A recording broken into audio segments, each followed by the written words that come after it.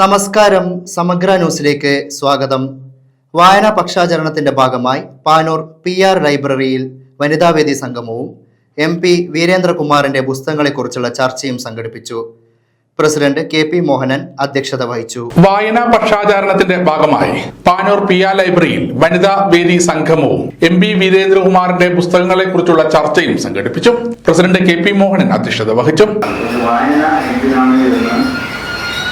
കുട്ടികളിലൂടെ മനസ്സിലാക്കാൻ നമ്മൾ സാധിച്ചു. കാരണം കുട്ടികളെ വായനശാലയിലൂടെ നമുക്ക് കാണാൻ സാധിക്കും. അത്രമാത്രം ഗംഭീരമായിരുന്നു. കുട്ടികളെ വായനാശാലയിൽ പറഞ്ഞുകൊണ്ട് കുട്ടികളെ പഠിപ്പിച്ചിട്ടുള്ള അതിശയത്തോടു കൂടിയാണ് ഞാനത് അവരുടെ കാര്യങ്ങളും സംഭാഷണങ്ങളും ഒക്കെ തന്നെ കേട്ടത്.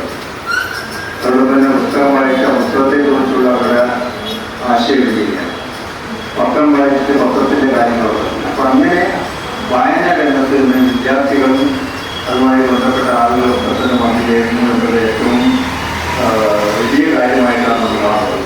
അതിനു വേണ്ടിയിട്ടാണ് ലൈബ്രറികളൊക്കെ തന്നെ ഉള്ളത് എന്ന വിശ്വാസത്തോടു കൂടിയാണ് PR ലൈബ്രറിയുടെ മുന്നോട്ടുള്ള പ്രവർത്തനങ്ങൾ. കൂടുതൽ കാര്യങ്ങളായിട്ട് നടക്കുന്നില്ല. വിവിധ ഏകദേശം 14,000-ത്തിലധികം പുസ്തകങ്ങളുടെ ഈ ലൈബ്രറി പലരുടെയും സഹായത്തോടു കൂടി അയ്യപ്പനും അതോടൊപ്പം തന്നെ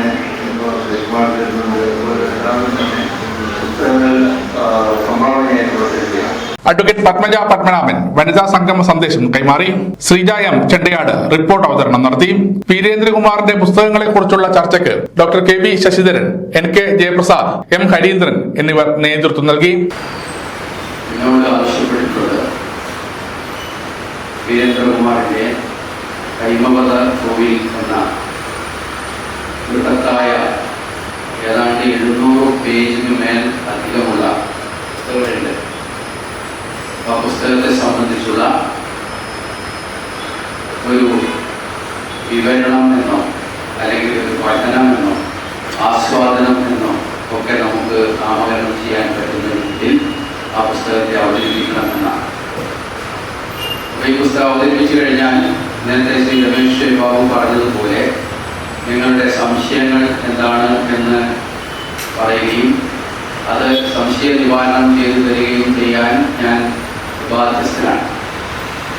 ആ സംശയ നിവാരണം ചെയ്യുന്നത് രമേശ് ബാബു ആയിരുന്നു എന്ന് ആമുഖമായി പറയാൻ കാരണം എനിക്ക് 11 PTK മെമ്മോറിയൽ വായനശാലയിൽ പരിപാടിയിൽ സംബന്ധിക്കുന്നതുകൊണ്ട് ആദ്യമേ ഞാൻ അതിനുള്ള അനുവാദം മോഹനത്തിൽ നിന്നും രമേശിൽ നിന്നും വാങ്ങിയിട്ടുണ്ട് എന്ന് പറയാൻ ആഗ്രഹിക്കുക. സപ്തവർണ്ണങ്ങളിൽ നിന്നുള്ള വ്യത്യസ്തങ്ങളായിരുന്ന പൂക്കൾ ഒരു വൃക്ഷത്തിനുണ്ടാകുന്നത് അത് അപൂർവത്തിൽ അത്യപൂർവമാണ്. അതാണ് സത്യത്തിൽ പറഞ്ഞാൽ വീരേന്ദ്രകുമാറിന്റെ പുസ്തകം. ഈ പുസ്തകത്തിൽ മാത്രം വായിച്ചു തീർക്കുമ്പോൾ നിങ്ങൾക്ക് മനസ്സിലാവുന്ന ഏറ്റവും വലിയ ഒരു മെസ്സേജ് നിങ്ങൾക്ക് തന്നെ തോന്നും. പുസ്തകം എടുത്തു കഴിഞ്ഞാൽ പുസ്തകം അവസാനിപ്പിക്കാൻ പറ്റില്ല എന്ന് ശരിയാണ്.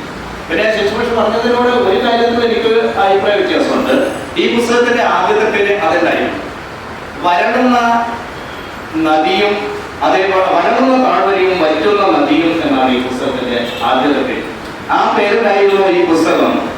24ഓളം പുസ്തകങ്ങളുടെ പുസ്തകമാണ് ഞാനിപ്പോൾ അവതരിപ്പിക്കുന്ന പുസ്തകവും ആമസോണും കുറെ വ്യാകുലതകളും നിൽക്കുന്ന പുസ്തകവും ഒരു യാത്രാവിവരണം തന്നെയാണ്. പക്ഷേ അതൊരു യാത്രാവിവരണം മാത്രമായി അത് ഒതുക്കാൻ വേണ്ടി സാധിക്കില്ല.